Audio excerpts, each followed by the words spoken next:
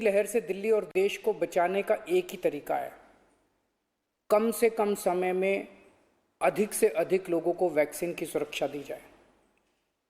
Bed, ICU, oxygen, दवाई, इन सब की तैयारी तो हम लोग कर रहे हैं, लेकिन कोरोना के घातक असर से बचाने में वैक्सीन ही सबसे ज्यादा असरदार हथियार है।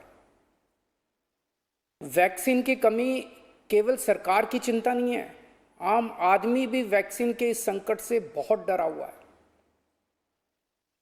कल एक अम्मा का फोन आया, बोली मुझे और मेरे बेटे को वैक्सीन लगवानी है। मैंने पूछा अम्मा कितनी उम्र है दोनों की? बोली मेरी उम्र 65 साल है, मेरे बेटे की उम्र 35 साल। मैंने कहा अम्मा युवाओं की वैक्सीन तो खत्म हो गई, आपको लगवा दूंगा। थोड़ा सोच के बोली अच्छा मेरे वाली वैक्सीन मेरे बेटे को लगवा दे, वो नौकरी के लिए घर से बाहर जाता है, मैं तो बूढ़ी हो गई, उसे तो आगे परिवार भी संभालना है, इसलिए उसका सुरक्षित रहना जरूरी है। ये सुन के दिल में बहुत पीड़ा हुई। आज वैक्सीन की कमी की वजह से देश में बेहद मुश्किल हालात पैदा हो गए हैं। अगर देश में किसी पिता, किसी बेटे, किसी भाई, किसी माँ, किसी बहन के सामने ये धर्म संकट है कि वो खुद वैक्सीन ले या अपने परिवार के युवाओं के लिए छोड़ दे, तो इससे ज्यादा दुखद बात और क्या हो सकती है।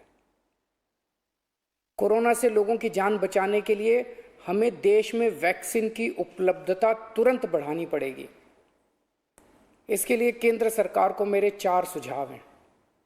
पहला, भारतीय बायोटेक कंपनी जो कोवैक्सीन बनाती है, वो अपनी वैक्सीन का फॉर्मूला दूसरी कंपनियों को देने को तैयार हो गई है। देश में वैक्सीन बनाने वाली ढेरों कंपनियां हैं। केंद्र सरकार तुरंत उन सभी कंपनियों को बुलाए और उन्हें आदेश दे, उनसे रिक्वेस्ट ना करे, उन्हें आदेश दे कि वे सभी कंपनियां युद्ध स्तर पर समयबद्ध तरीके से वैक्सीन बनाना तुरंत चालू करें। मैं पूरी विनम्रता से कहना चाहता हूं कि इन सभी कंपनियों को अगले 24 घंटे में बुलाकर ये आदेश दिए जाएं। मेरी बात को अन्यथा ना लिया जाए। इस वक्त एक एक दिन कीमती है, इसलिए मैं ये बात कह रहा हूं। दूसरा सुझाव, सभी विदेशी वैक्सीन, जितनी विदेशी वैक्सीन है उनको भारत में इस्तेमाल करने की तुरंत इजाजत दी जाए। ये भी 24 घंटे में होना चाहिए, इसमें भी बिल्कुल देरी ना की जाए। और विदेशी वैक्सीन के जितने निर्माता हैं उनसे भारत सरकार बात करे। अभी भारत सरकार ने राज्यों पे छोड़ दिया कि स्टेट्स बात करें, हर राज्य अपने अपने स्तर पे विदेशी कंपनी वालों से बात करे। ये कोई अच्छा लगता है? भारत के 36 राज्य और यूनियन टेरिटरी हर कंपनी के सामने जाके आपस में लड़ रहे हैं। महाराष्ट्र हरियाणा से लड़ रहा है, हरियाणा दिल्ली से लड़ रहा है, आपस में लड़ रहे हैं सारे इन कंपनियों के सामने। इससे विदेशों में भारत की क्या छवि बन रही है? भारत सरकार उनसे खरीदेगी तो ये कंपनियां भारत सरकार को बहुत ज्यादा गंभीरता से लेंगी और फिर भारत सरकार तो सीधे इन कंपनियों के देशों की सरकारों से बात कर सकती है ना। और भारत सरकार जब इन कंपनियों से बात करेगी तो भारत सरकार तो कई 100 करोड़ की वैक्सीन खरीदने की बात करेगी, तो जाहिर है ये कंपनियां भारत सरकार से कहीं ज्यादा अच्छे से बात करेंगी। तो भारत सरकार को इनसे वैक्सीन खरीद के राज्यों में बांट देनी चाहिए। तीसरा सुझाव, कुछ देश ऐसे हैं, पढ़ने में आ रहा है मीडिया में, कि जिन्होंने जरूरत से ज्यादा वैक्सीन जमा कर रखी है। उनकी जनसंख्या जितनी है उसके हिसाब से उनको जितनी वैक्सीन चाहिए उससे कहीं ज्यादा वैक्सीन वो स्टोर करके बैठे हैं। उनसे भारत सरकार को वैक्सीन लेने के लिए गुजारिश करनी चाहिए, प्रार्थना करनी चाहिए। और चौथा सुझाव, ये जितने विदेशी कंपनियां वैक्सीन उत्पादक हैं उन्हें भारत में वैक्सीन उत्पादन करने की भी तुरंत अनुमति दी जाए।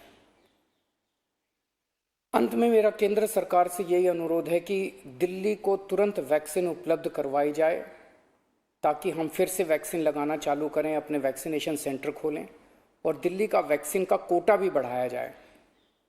कोरोना की इस लहर में सबसे ज़्यादा युवा जिंदगियों का नुकसान हुआ है, युवाओं की मौत हुई है और दिल्ली में इस वक्त युवाओं के कोटे की वैक्सीन खत्म हो गई है। नमस्कार।